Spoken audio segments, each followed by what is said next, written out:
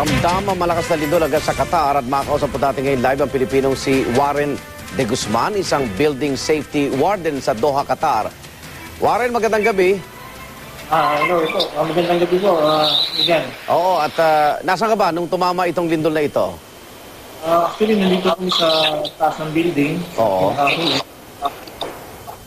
Pakikwento naman.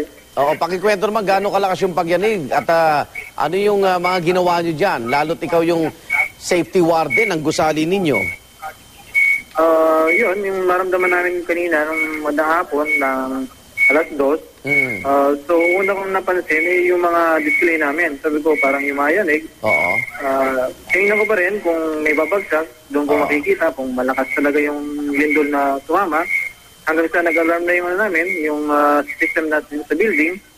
So, tinawag na namin lahat ng atensyon ng empleyado rito at dali-dali na namin silang pinababa. Okay. At maayos naman namin na-evacuate yung mga taong nandito. Oho. Warren, may mga aftershocks ba?